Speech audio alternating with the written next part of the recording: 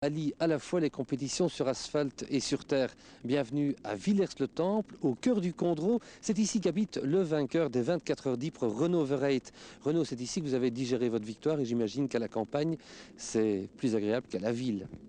C'est sûr que c'est l'endroit ici où je me retire un peu des bruits des moteurs et du milieu automobile. Et c'est ici que j'ai réalisé que j'avais gagné une grande course aux 24 heures d'Ypres, une belle course tactique. Un rêve d'enfance.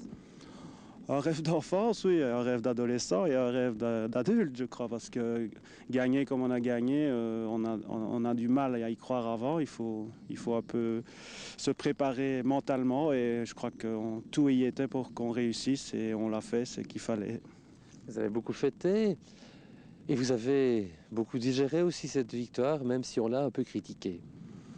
Oui, bon, disons que c'est sûr que c'était pas très gai en fin de course, mais pour moi, il n'y a aucun problème parce que je sais que j'ai gagné les 24 heures d'Ypres et quoi qu'on en dise, c'est une victoire pour la ligne. Conscience tranquille. Conscience tranquille, oui. Et la paire trouvée à Villers-le-Temple. C'est vous qui avez planté tout ça autour de nous? Vous avez la main verte? Ben, j'apprends à avoir la main verte. Bon, disons que j'ai acheté ceci il y a 2 ans et il n'y avait pas beaucoup de verdure, donc j'ai un peu planté à gauche et à droite et j'apprends tout doucement le nom des arbres, des fleurs et j'apprends beaucoup et comme certains font du golf, moi je fais du jardinage. Vous vous intéressez aussi au karting, le karting qui a révélé quelques champions sur piste, mais aussi des rallymen, tels Freddy Loix, qui est passé par le karting de Genk avant de devenir pilote automobile professionnel. M'y intéresser, je m'y intéresse pas beaucoup, mais j'ai participé à quelques courses de cartes.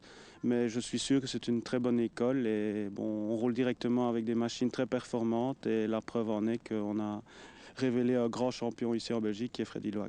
Il a fait une course super à Ypres aussi, Freddy. Super, parce que bon, il a mis Bernard sous pression et je crois qu'il avait quand même du matériel nettement moins performant et il a vraiment fait une course exemplaire en faisant des temps canons dans certaines spéciales.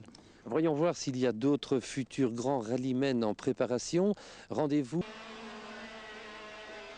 Nous sommes toujours à Villers-le-Temple chez Renaud Verheyt, le vainqueur des 24 heures d'Ypres.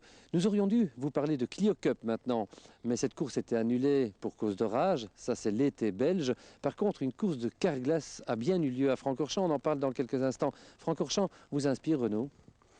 Oui, c'est sûr que c'est un beau circuit. Et d'ailleurs, on dit que c'est le plus beau circuit du monde.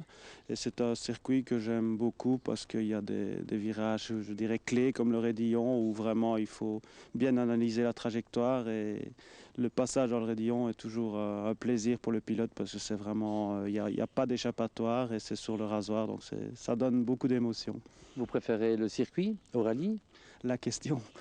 Non, je crois que ce soit le rallye ou le circuit, je crois que ce qui est gai, c'est de rouler dans une bonne voiture. Et je ne crois pas que je vais faire une comparaison entre le circuit et le rallye. Les deux m'amusent. Cap donc sur Francorchamps, piste belge, alors qu'on est toujours à Villers-le-Temple chez Renaud Verheyt. On va à Maasmechelen. On n'est plus seulement sur l'asphalte, on est aussi sur la terre. C'est du rallycross et c'est spectaculaire. Vous aimez, Renaud? Oui, j'aime beaucoup parce que les courses de rallycross sont d'abord très spectaculaires. Il y a un savant mélange d'asphalte et de terre, donc les voitures sont souvent en dérive. Et en plus de ça, on découvre toujours là-bas des voitures très performantes et qui sont très puissantes. Et c'est un beau spectacle, je trouve, le rallycross. Non. Après la terre mixte du rallycross, place maintenant à la terre totale, celle du 4x4 et de l'Euro-Challenge avec cette quatrième manche disputée en France. Renaud, vous aimez le 4x4? Oui, j'aime bien et j'ai eu une fois l'occasion de participer au Tour de Belgique et je dois dire que c'est un bon souvenir. C'est une aventure qui dure 4 jours où on découvre des spéciales totalement secrètes où on reste embourbé, on doit s'entraider et je dois dire que j'en garde vraiment un bon souvenir. Mais vous préférez quand même le rallye classique? Je préfère de toute façon le rallye classique, oui, ça c'est sûr. Au moment, depuis le début de la saison, préparez vos magnétoscopes et de multiples cassettes. Quant à vous, Renaud Verheyt, à quoi allez-vous passer votre mois de juillet? Ben, comme vous pouvez le constater, je crois qu'il y a du boulot ici et je vais consacrer ces 2 mois d'été à faire mes travaux de transformation pour, je l'espère, passer un hiver chaleureux. Que vous ayez comme Renaud à bricoler ou que vous passiez de véritables vacances à l'étranger, un bon conseil, profitez-en pour vous reposer.